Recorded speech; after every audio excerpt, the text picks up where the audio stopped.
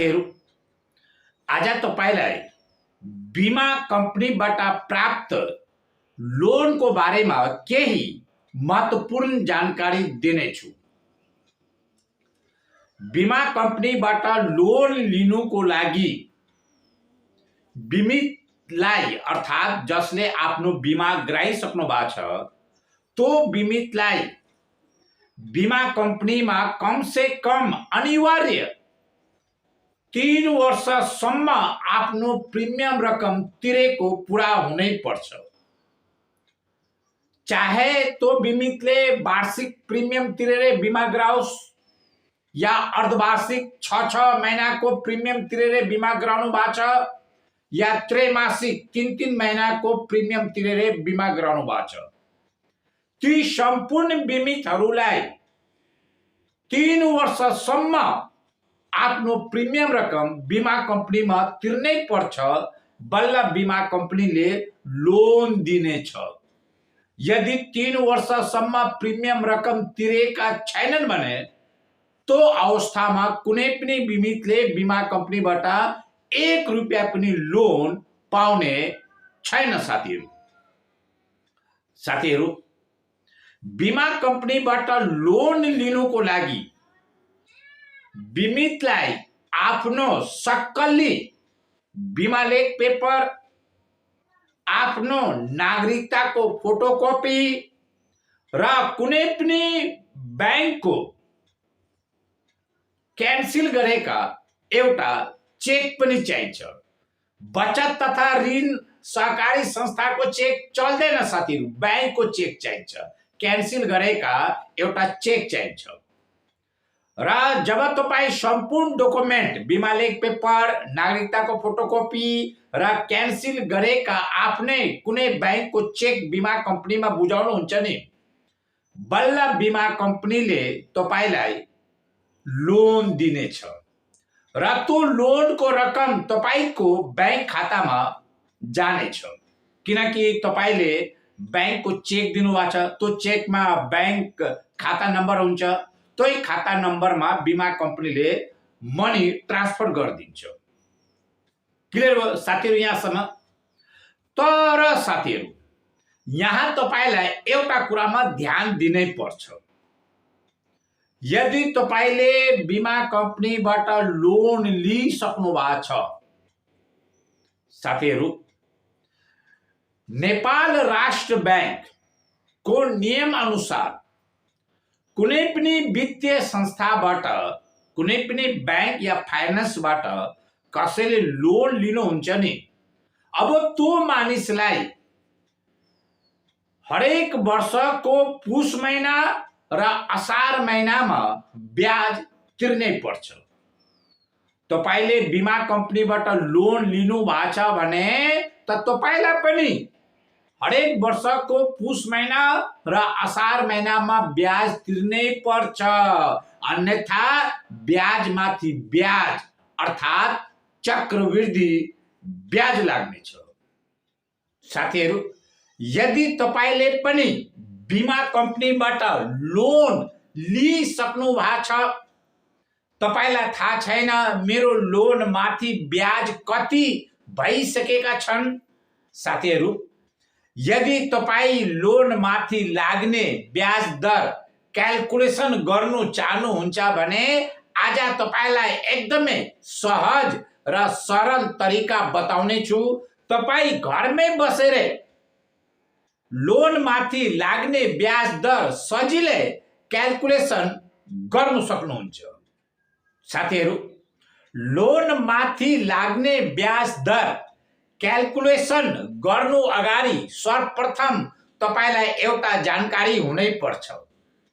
तपाईले जुन बीमा कंपनीबाट लोन लिनु भएको छ त्यो बीमा कंपनीमा लोन माथि लाग्ने वार्षिक ब्याज दर कति छ यो तपाईलाई थाहा हुनै पर्छ। किनकि नेपालमा जतिवटा जीवन बीमा कंपनी छ नि, हरेक जीवन बीमा कंपनीमा लोन माथि लाग्ने वार्षिक ब्याज दर फरक छ, एक समान छैन। त त्यसकारण यदि तपाईँ लोन माथि लाग्ने ब्याज दर क्याल्कुलेट गर्नु चाहनुहुन्छ भने सर्वप्रथम तपाईलाई बिमा कम्पनीमा वार्षिक ब्याज दर कति छ यो तपाईलाई थाहा हुनुपर्छ। बल्ल तपाईँ एकुरेट सही क्याल्कुलेट गर्नु सक्नुहुन्छ। साथीहरू मानौ तपाईले बिमा कम्पनीबाट 1 लाख रुपियाँ लोन लिनुभयो र त्यो जीवन बिमा कम्पनीमा लोन माथि लाग्ने वार्षिक ब्याज दर 10% छ।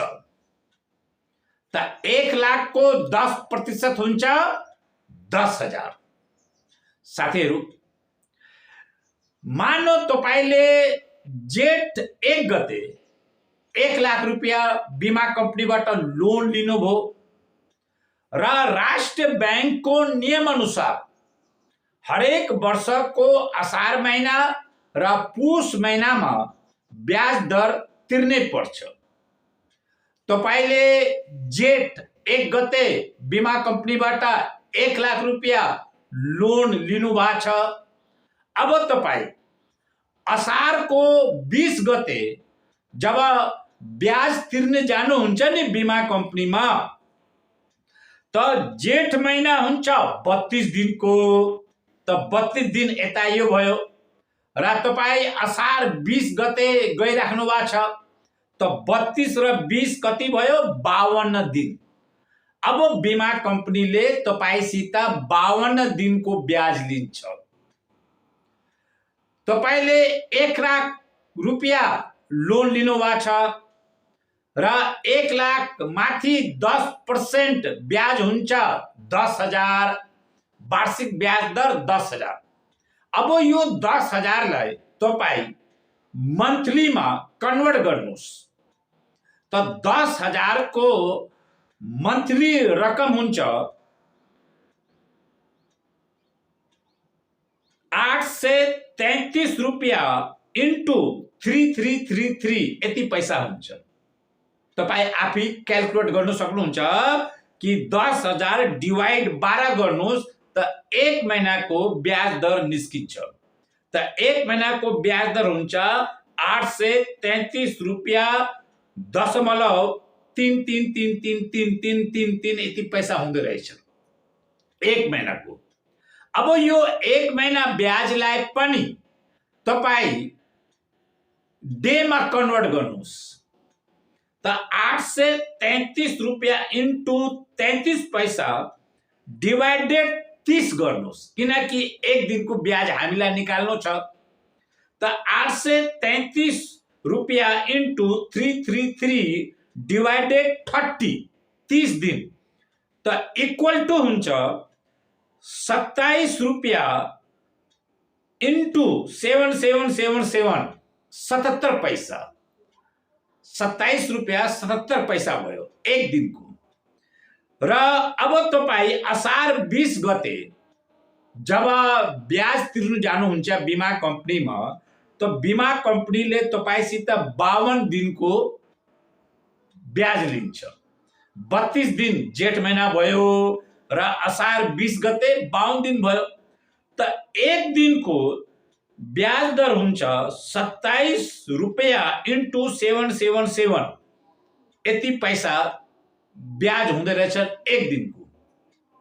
अब यसैलाई तपाई 52 ले मल्टिप्लाई गरिदिनुस्, किनकि 52 दिनको ब्याज तपाईलाई दिनु पर्यो। 27 इन्टु 777 तपाई 52 ले यसलाई गुणा गर्नुस्, त टोटल रकम हुन्छ 1444 रुपियाँ इन्टु 444 1444 रुपियाँ 44 पैसा, अर्थात 1445 रुपियाँ तपाईलाई बिमा कम्पनीमा 52 दिनको ब्याज दर तिर्नु पर्छ। र जब तपाई असार महिनामा कुनै पनि असार महिना भित्र, असार महिना 31 दिनको हुन्छ, तपाई 31 दिन भित्र यदि ब्याज दर तिर्नुहुन्छ भने त तपाईलाई कुनै प्रकारको चक्रवृद्धि ब्याज लागेन। तर साथीहरू यदि तपाईँ असार महिनामा पनि ब्याज दर तिर्नु सक्नु भएन भने अब तपाईँ श्रावण महिनामा ब्याज तिर्नु जानुहुन्छ, श्रावण 15 गते तपाईँ ब्याज तिर्नु जानुहुन्छ भने अब तपाईँ आफै क्याल्कुलेसन गर्नुहोस्। जेठ 1 गते तपाईले लोन लिनुभएको थियो, जेठ महिना 32 दिनको हुन्छ, तो 32 दिन तपाईँ क्याल्कुलेट गर्नुहोस्। त्यसपछि असार महिना 31 दिनको हुन्छ र त्यसपछि तपाईँ श्रावणको 15 गते ब्याज तिर्ने गइराख्नु भएको छ। 32 प्लस 31 प्लस 15 टोटल हुन्छ 78 दिन। साथीहरू, 27 रुपियाँ इन्टु 77 पैसाको दरले 78 दिनको ब्याज दर हुन्छ 2166 रुपियाँ 6666 पैसा, यति पैसा हुन्छ। 2166 रुपियाँ 66 पैसा ब्याज दर हुँदो रहेछ 78 दिनको। अब बीमा कम्पनीले तपाईसित चक्रवृद्धि ब्याज लिन्छ। त चक्रवृद्धि ब्याज कसरी लिन्छ? अब बीमा कम्पनीले के गर्छ कि तपाईको जुन 2166 रुपियाँ 66 पैसा छ नि, यो 1 लाखमा एड गरिदिन्छ। त अब बीमा कम्पनीले 1,02,166 रुपियाँ इन्टु 666 जति पैसा छ नि, त्यसको 10% ब्याज अब तपाईसित लिन्छ। त 1,02,166 रुपियाँ 66 पैसाको दरले 10% ब्याज हुन्छ 10,216 रुपियाँ 66 पैसा, यति ब्याज दर हुन्छ 1 वर्षको। अब 10,216 रुपियाँ 66 पैसाको मन्थली ब्याज निकाल्नु पर्यो। त यसलाई 12 ले तपाईँ डिवाइड गर्नुस्, त टोटल रकम हुन्छ 851 रुपियाँ 3888 38 पैसा 1 महीनाको। अब यो 1 महीनाको ब्याज दरलाई तपाईँ डेलीमा कन्भर्ट गर्नुस्। 851 रुपियाँ इन्टु 3888 जति पैसा हुन्छ नि, यसलाई तपाईँ 30 ले डिवाइड गर्नुस्, भागा दिनुस् 30 ले। त टोटल अमाउन्ट हुन्छ एक दिनको 28 रुपियाँ 37962962 यति पैसा हुँदै रहेछ। अर्थात् 28 रुपियाँ 38 पैसा जति तपाईको एक दिनको क्याल्कुलेसन हुँदै रहेछ।